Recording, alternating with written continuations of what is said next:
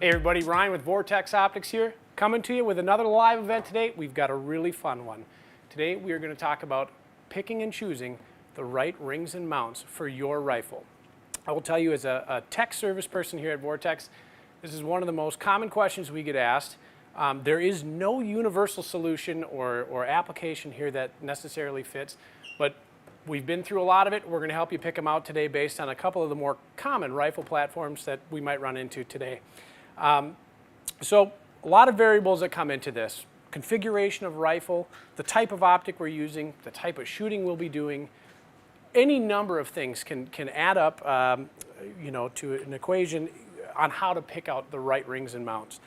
For your average hunter, usually you can get by with a traditional set of rings on like a Weaver style base that we would find commonly sold at your local sporting goods store.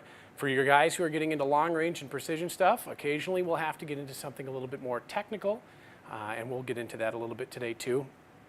We have a lot of information to go over today, and if you guys have any questions at any point in time on what works, what we use, or why, don't hesitate to shout them out.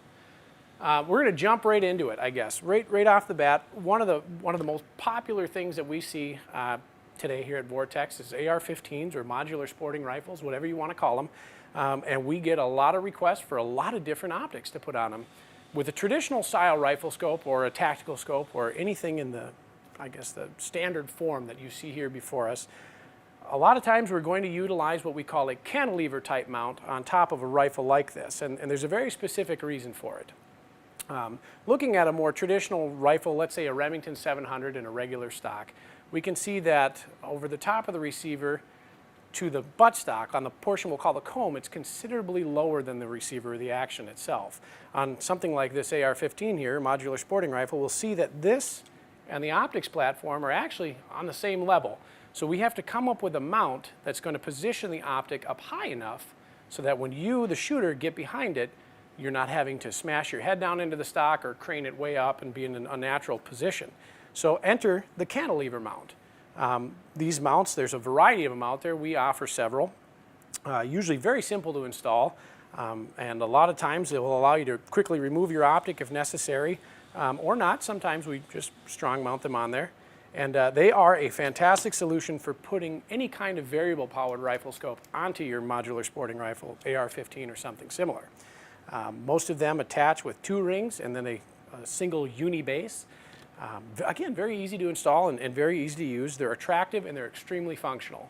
Like I said, the biggest thing here with the modular sporting rifles or AR-15s is putting that optic at the right height for your eye when you look through there, giving you a comfortable cheek weld. Which brings up kind of another question that some folks might have. People, maybe a misconception even, people often will talk about optic over bore height and how critical is it? Well, we can see here in the case of this modular sporting rifle that if we looked at where the center of the optic is relative to the center of the bore, it's pretty high. It's about 2.5 inches and sometimes even more depending on the mount that you're using. And so folks will call up and they'll say, well, is that going to complicate my long range accuracy? Is that going to affect how my rifle is going to perform? And in the big picture, not tremendously. If we really wanted to get nitpicky and start looking at certain things, yes, we could make an argument either way. We want your optic as close to the bore as possible. But for the majority of what we're all doing here at Vortex and what you out there in the Vortex Nation are up to, this is the best solution for this. We'll have ample clearance. We'll be able to put flip covers on. Most importantly, when you get behind this kind of rifle with this kind of mount, you'll be comfortable. We can get into torque poundages and values sometime. If you want to ask them here today, that's great too. And we might save that for another video too, another live event coming up in another 2 or so weeks. We've got a question here. Question from KJ Youth. Do you have any QD cantilever scope mounts? Good question. Do we have QD cantilever? We do. Yep. We've always kind of had a few here at Vortex, and sometimes the models will change subtly. We've got this new one here. This is our CM404 quick release mount. It's a 2-lever quick release with what we call a horizontally split or a traditionally split ring. Great little piece, T25 Torx up top.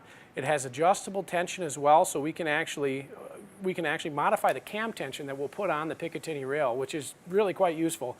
If you've got a receiver or a rail or a receiver or otherwise that may be on the high side or the low side of the spec depending, having the ability to adjust the cam tension is pretty critical to accuracy and repeatability if you remove the mount in the optic and then put it back on. Great piece, available now. Hop on our website, vortexoptics.com. You can find the CM404 on there. So back to this here, we're going to move away from this, this modular sporting rifle and maybe look at a different weapons platform to give you an idea of how ring height variances come into play. We've got a Ruger American Predator here, chambered in 6.5 Creedmoor, and we've got a Razor HD 5-20 Generation 1 mounted on it. A couple of great things about this unit. Out of the box comes with a Picatinny rail, and this is something too that you're going to hear me touch on a bit more in this video as far as a really, really functional mounting platform for just about every ring that's out there. If you call up to Vortex and you ask us, hey, what do you recommend for X rifle, whatever it may be, most of the time you're going to hear us say Picatinny rail. And we've got a preferred vendor that we like to throw you to. It's EGW Guns. Their website is just egwguns.com. They make more mounts for more different rifles, shotguns, and similar applications out there than anybody else. They're extremely affordable, extremely durable. I probably personally own a dozen of them myself. But their functionality is unquestionable. How simple they are to install, how easy it is to use. In the case of this, these precision match rings will just anchor on there using the 2 on either ring, the T25 bolts that anchor up. They're very robust, very secure, and actually quite repeatable. If you can take the optic off and generally put it back on and get within a reasonable distance of your original zero. It's not something I'm going to tell you, hey, take it off, travel to a hunt, put it back on, you're good to go. It's a lot easier though than starting from route 1, I guess, with a different style of ring. Again, Picatinny rail on top of most rifle applications, whether it's your favorite hunting rifle, your Ruger 1022, whatever you've got, even shotguns and things like that for the guys that are hunting in slug states or turkey hunters. Picatinny rail is almost assuredly the most universal and easy to use mounting platform out there, period, to work with the largest variety of rings. If you guys have any questions on that, throw them at me. I'm here for you. Moving on to, oh, go ahead, we've got a question. We got a question from Dustin. What's the cheek rest on the stock there? Cheek rest on the stock. On this Ruger American Predator, this is a Bradley cheek rest. These are pretty neat. We're not going to use up a whole lot of video time talking about them, but they are really cool. Very simple to use. They Velcro in place. They're height adjustable. This one is kind of a special one-off deal. We had the Vortex emblems done on it, but check them out, bradleycheekrest.com. Outstanding product. We have become a huge fan of these here at Vortex for a very simple cheek piece solution, which actually brings up another good question too, about selecting rings and the height that they're at. With the MSR earlier, we touched on, what is an appropriate ring height? Is scope over bore important? And yes, it is, but again, this comes down to shooter comfort too. Getting into some of the, I guess, common technical questions that we'll receive is, hey, I have my rifle scope mounted up, but I'm seeing that it's not quite fitting me. I'm not able to get behind the optic. I'm not able to utilize the eye box for what it's worth. What's the deal? Is this a problem of the scope? And more often than not, it actually comes down to ring height. If the rings are too high, the shooter's having to lift his head up off the stock. If the rings are too low, sometimes we'll see the shooter will have to kind of squish their face into it. Either way, not giving you an optimal or a comfortable shooting position to be in, and it can really complicate things. It can adversely affect your shooting experience, accuracy, and performance, even in like adverse weather conditions or low light, because we're not directly behind the eye box. So in the case of this Ruger American, we went with the lowest possible rings that we could. For this rifle scope and this rifle combination. These precision match rings are 0.95 inches to the center from the base height, but you can tell here, again, with this traditionally stocked rifle, that ring height is still a little too high. So we add this cheek piece up here to help make up to it. So if your rings can't go low enough, if when you get behind your gun after setting it up, you find you're not in an optimal shooting position, the addition of a cheek piece, whether it's like this or some of the adhesive ones that are out there, are absolutely, a great addition. I think that it's something you should definitely consider.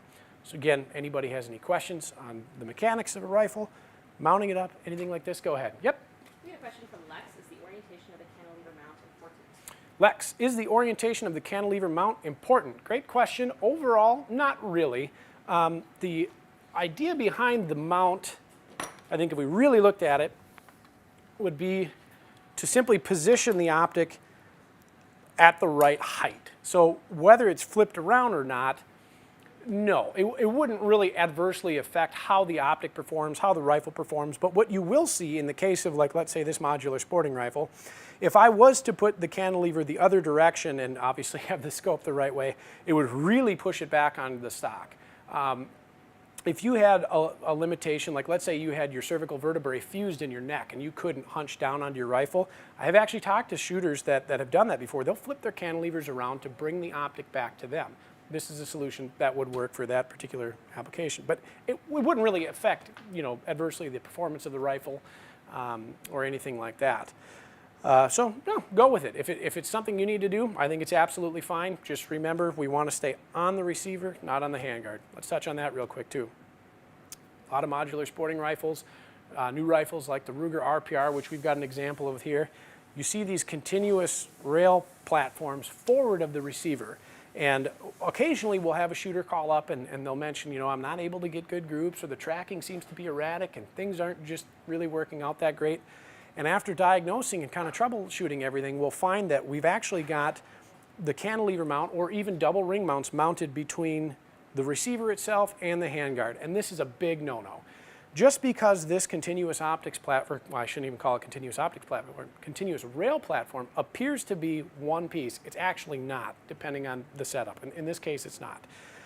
As you fire your weapon, or as you put shoulder pressure into it, or preload your bipod, or put it on the bags, the handguard itself can shift very subtly from the receiver itself, and we can actually now have kind of a floating surface here that this rifle scope is trying to set on, and it will cause all sorts of problems when you're trying to shoot.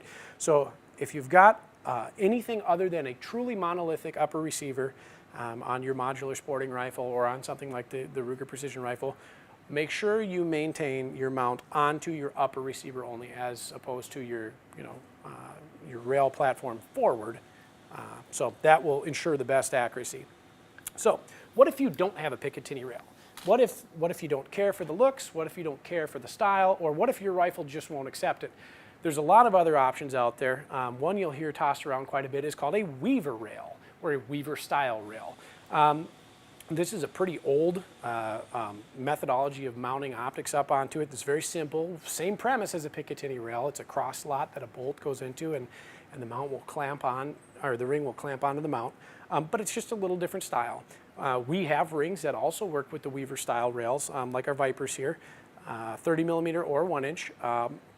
And really they work in very much the same way. The Vipers in particular have a thumb screw that you can loosen up, and a clamping part that will go on and actually bite the edge of the mount, and a cross bolt that acts somewhat like a recoil lug, and then to provide additional support. You'll see a lot of traditional hunting rifles with Weaver style rails. This is a great option here, the Vipers, and certainly there's others out there too.